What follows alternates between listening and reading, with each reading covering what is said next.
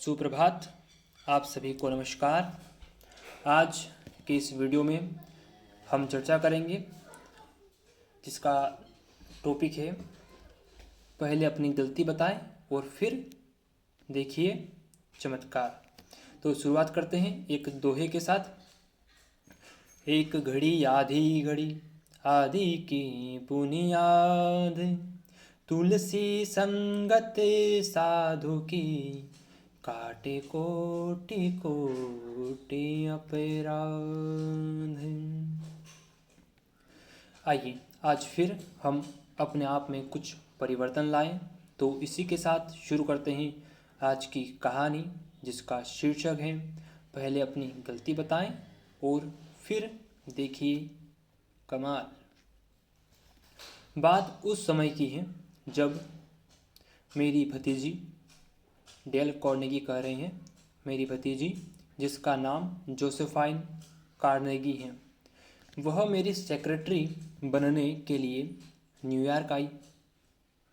अभी उसकी आयु मात्र 19 साल की थी और उसने अभी हाल ही में 3 वर्ष पूर्व 12th पास किया था। उसका बिजनेस में अनुभव ना के बराबर था, लेकिन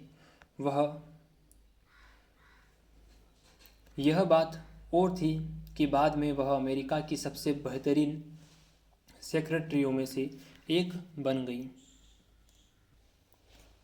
लेकिन अभी उसकी आयु मात्र 19 साल की है।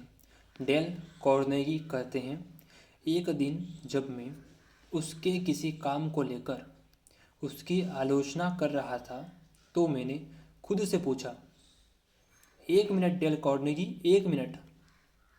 मैं अचंभित हुआ, जैसे कोई मुझे कुछ बता रहा हो, लेकिन आसपास कोई नहीं था। यह आवाज़ मेरे अंतर्मन की थी जो मुझसे कह रही थी, तुम अपनी भतीजी से 2 गुनी उम्र के हो डेल कार्नेगी। तुम्हारे पास उससे कई हजार गुना बिजनेस का अनुभव है। तुम उससे यह उम्मीद भी कैसे कर सकते हो कि उसके पास भी तुम्हारे जैसा बिजनेस का नज़रिया होगा। चाहे तुम आज कितने ही अच्छे बिजनेसमैन क्यों ना हो, लेकिन एक बार खुद से पूछो, क्या 19 साल की उम्र में तुम्हारी हालत वैसी नहीं थी जैसी आज जोसेफाइन की है? याद करो, तुमने उस समय कितनी बड़ी बड़ी गलतियां की थी। उसके सामने जोसेफाइन की गलतियां तो ना के बराबर हैं। इस तरह ईमानदारी और निष्पक्ष रूप से सोचने के बाद मैं इस नतीजे पर पहुंचा कि जोसेफाइन की आलोचना करना ठीक नहीं है, क्योंकि 19 साल की उम्र में मैं भी उससे कहीं ज़्यादा मूर्ख था। इसके बाद जब भी मैं जोसेफाइन को उसकी कोई गलती बताता तो मैं अपनी बात इस तरह से शुरू करता। मैंने उससे कहा, तुमसे यह गलती हुई है जोसेफाइन, परंतु भगवान जानता है मैंने तुमसे भी बड़ी बड़ी गलतियां की हैं। और एक बात, कोई भी व्यक्ति जन्मजात समझदार नहीं होता है, उसे समझदारी अनुभव से ही मिलती है। और तुम तो मुझसे कहीं ज़्यादा बुद्धिमान हो।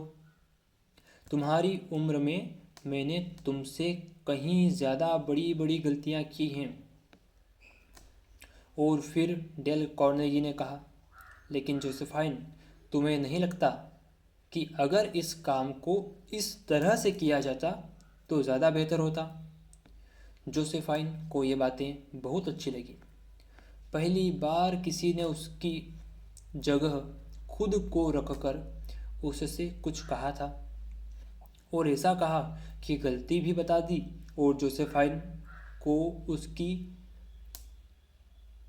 उसके गलत होने का कोई दुख भी नहीं हुआ। अब तो जोसेफाइन बहुत खुश थी। इसके बाद जोसेफाइन जो भी काम करती उसे बड़े उत्साह से करती, मानो वह उसका ही काम हो। डेल कार्नेगी अब यह बात अच्छे से समझ गए थे कि अपनी आलोचना सुनना ज़्यादा कठिन नहीं होता। अपनी आलोचना सुनना ज़्यादा कठिन नहीं होता अगर सामने वाला शुरुआत में ही विनम्रता से हमें यह बता दे कि उससे भी गलतियां हुई हैं और गलतियां होती ही हैं, जब तक कि हम स्वयं या कोई और उनके प्रति हमें सजग ना कर दें। यह सिर्फ जोसेफाइन की कहानी नहीं है। हम और आप भी वही गलतियां करते हैं जो शुरुआत में डेल कार्नेगी किया करते थे। चलिए आज नई शुरुआत करते हैं, पहले अपनी गलती बताकर दूसरों में सुधार लाने की। मगर यह तभी संभव होगा जब हम स्वयं डेल कार्नेगी जैसा व्यवहार दूसरों में करें, ना कि डेल कार्नेगी जैसे व्यक्तियों को पढ़कर सुनकर सिर्फ गौरवान्वित महसूस होने के।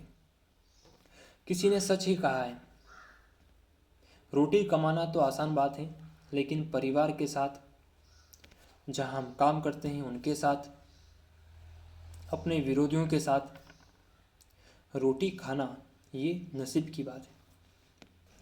इसी के साथ इस वीडियो में इतना ही। मुझे दीजिए इजाज़त, तब तक के लिए नमस्कार।